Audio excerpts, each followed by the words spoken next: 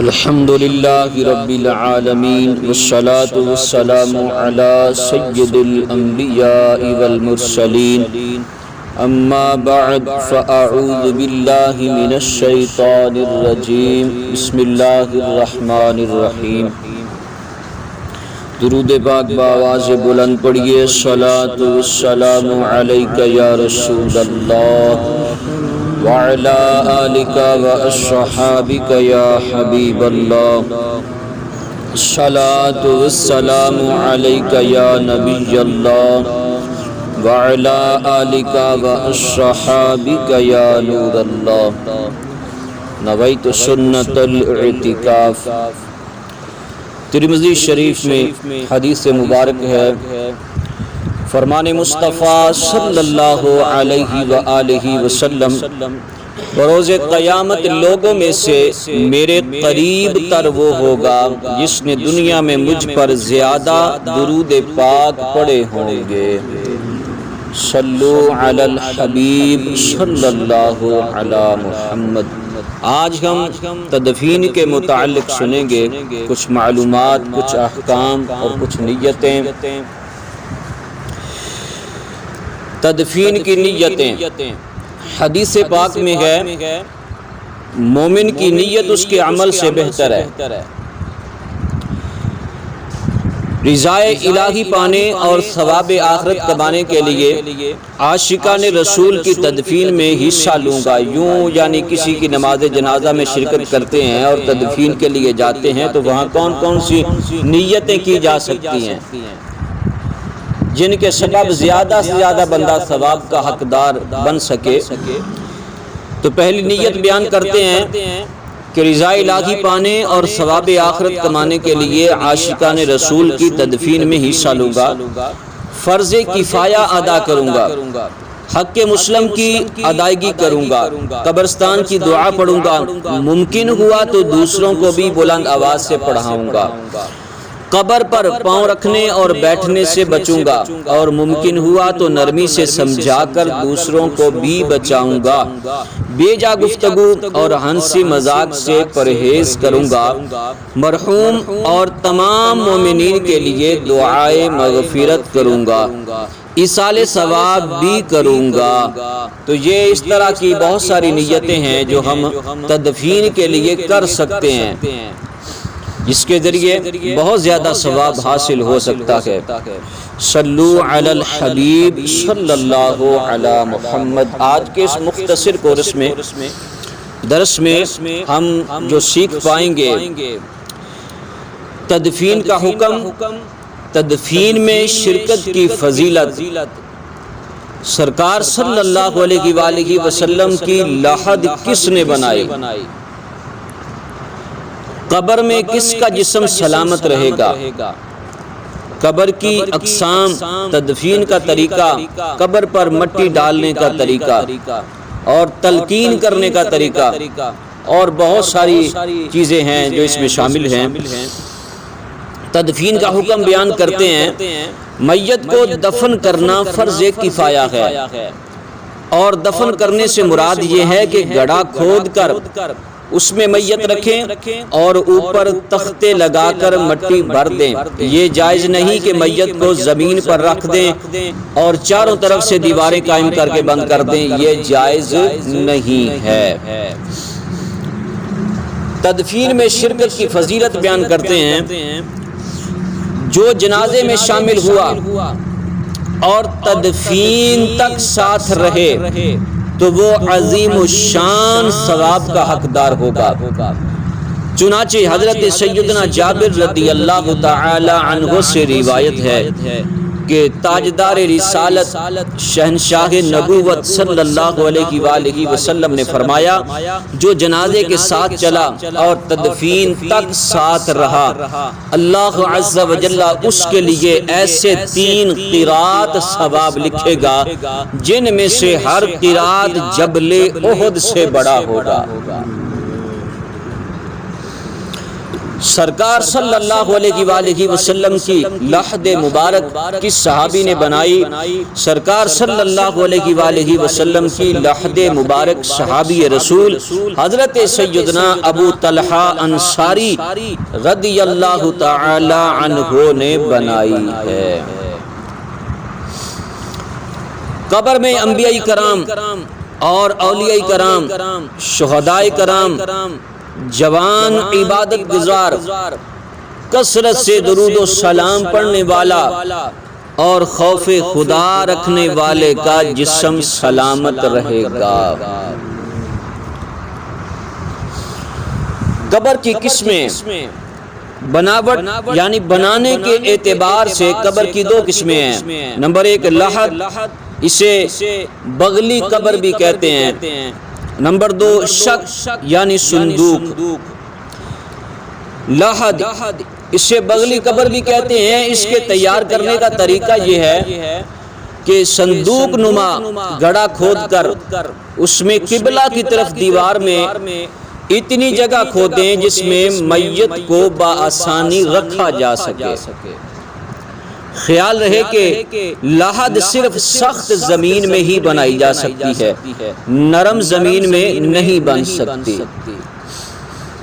شق یہ صندوق نما گڑھا کھود کر تیار کی جاتی ہے اور عام طور پر ہمارے یہاں یہی رائج ہے۔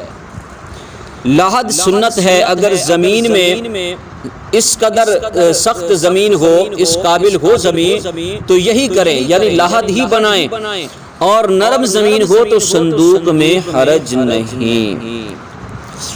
قبر کی لمبائی میت کے قد سے کچھ زائد ہو اور چوڑائی آدھے قد کی اور گہرائی کم سے کم نصف قد کی، اور بہتر یہ کہ گہرائی بھی قد برابر ہو، اور متوسط درجہ یہ ہے کہ سینہ تک ہو۔ اس سے مراد یہ کہ لحد یا صندوق اتنا ہو، یہ نہیں کہ جہاں سے کھودنی شروع کی وہاں سے آخر تک یہ مقدار ہو۔ جنازہ قبر کے قریب قبلہ کی جانب رکھیے کہ مستحب ہے، اور میت کو قبلہ کی جانب ہی سے قبر میں اتاریں۔ قبر کی پائنتی یعنی پاؤں کی جانب والی جگہ رکھ کر سر کی طرف نہ لائیں۔ حسب ضرورت 2 یا 3، اور بہتر یہ ہے کہ قوی اور نیک آدمی قبر میں اتریں۔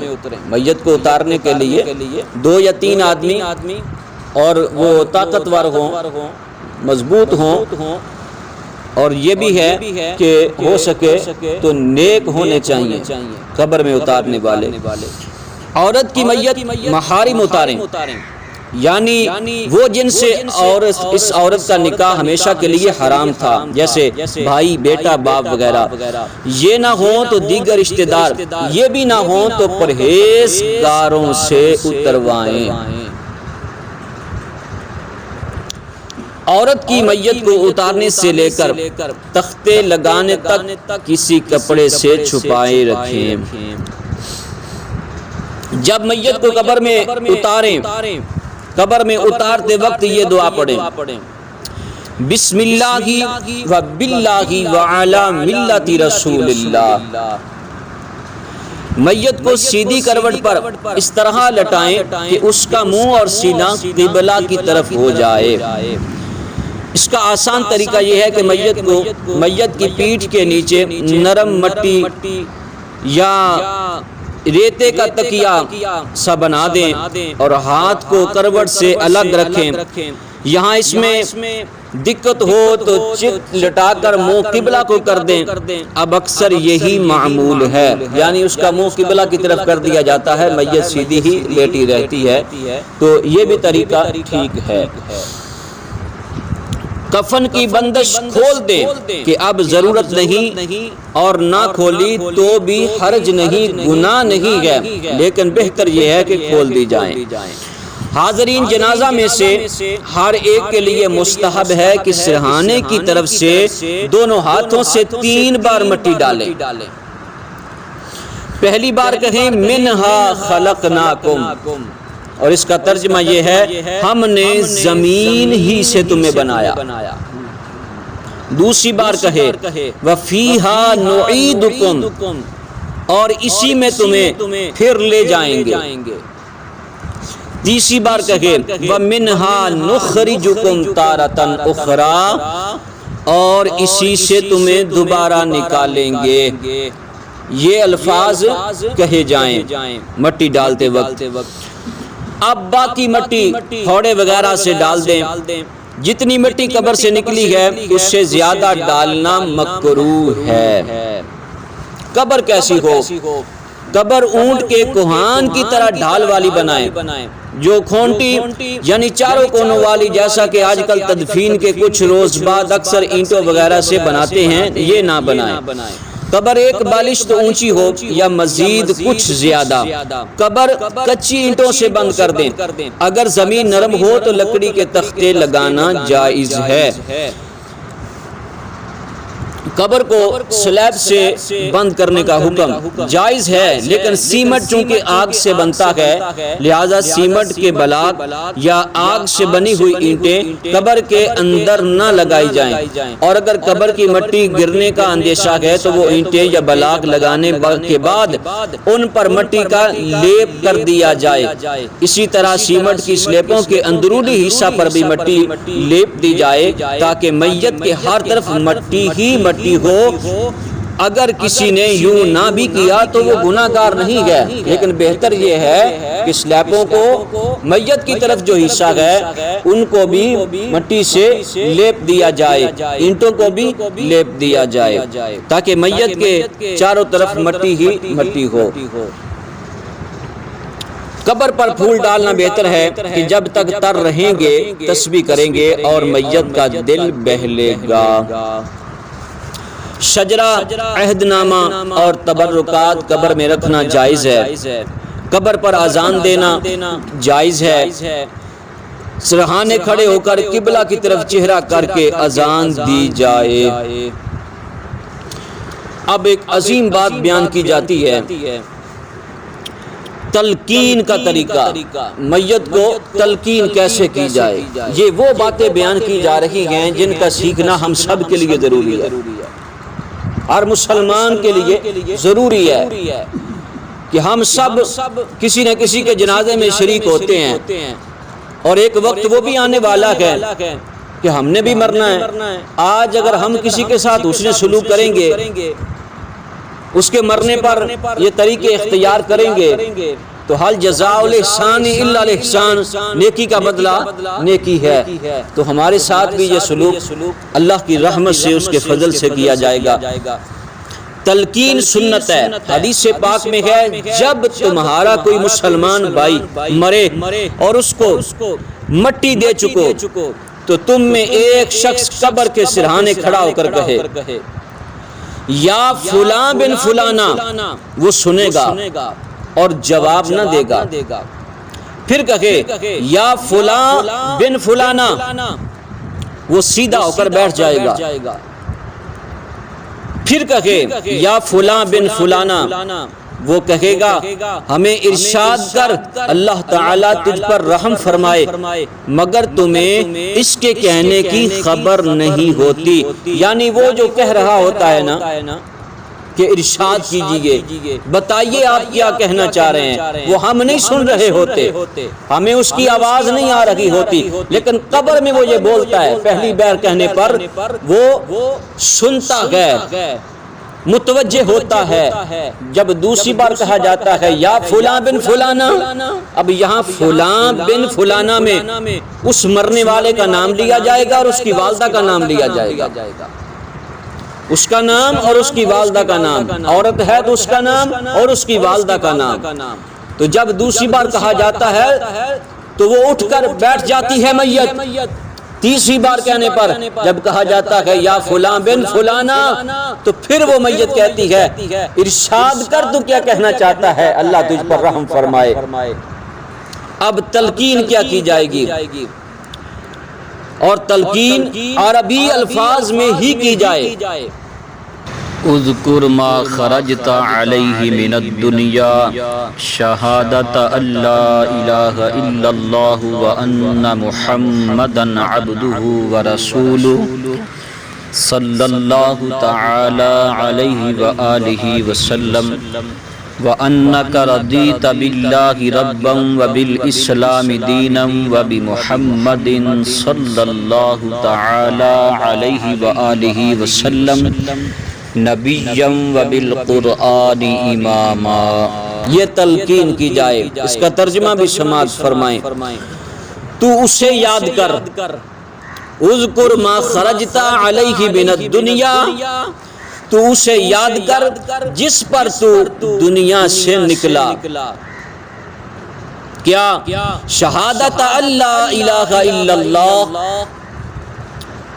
یعنی یہ گواہی کہ اللہ کے سوا کوئی معبود نہیں، وَأَنَّ مُحَمَّدًا عَبْدُهُ وَرَسُولُهُ، اور محمد صلی اللہ تعالی علیہ وآلہ وسلم اس کے بندے اور رسول ہیں. وَأَنَّكَ رَضِيتَ بِاللَّهِ رَبًّا وَبِالْإِسْلَامِ دِينًا وَبِمُحَمَّدٍ صلی اللہ تعالی علیہ وآلہ وسلم نبيًّا وَبِالْقُرْآنِ إِمَامًا، اور یہ کہ تو اللہ کے رب اور اسلام کے دین اور محمد صلی اللہ علیہ وآلہ وسلم کے نبی اور قرآن کے امام ہونے پر راضی تھا. اب اس کا فائدہ کیا ہوگا جب تلقین کی جائے گی؟ منکر نکیر ایک دوسرے کا ہاتھ پکڑ کر کہیں گے چلو ہم اس کے پاس کیا بیٹھے جسے لوگ اس کی حجت سکھا چکے ہیں. جو ہم نے سوال کرنے ہیں وہ تو اسے سکھایا جا چکا ہے، اب ہم اس سے سوال کیا کریں؟ اس پر کسی نے عرض کی یا رسول اللہ صلی اللہ علیہ وآلہ وسلم، اگر اس کی ماں کا نام معلوم نہ ہو، فرمایا تو حوا رضی اللہ تعالی عنہا کی طرف نسبت کرے، یعنی حضرت حوا رضی اللہ تعالی عنہا کا نام لے لے ساتھ. اور دفن کرنے کے بعد سرحانے سورہ بقرہ کا پہلا رکوع الف لام میم سے مفلحون تک پڑھیں، اور قدموں کی طرف آخری رکوع آمن الرسول سے ختم سورہ تک پڑھنا یہ مستحب ہے. قبر کے سرحانے قبلہ رو کھڑا ہو کر اذان دیجئے کہ میت کے لیے نہایت ہی نفع بخش ہے. یہ تھی بہت ہی اہم معلومات جو ہم نے آج سیکھنے اور سننے کی سعادت حاصل کی.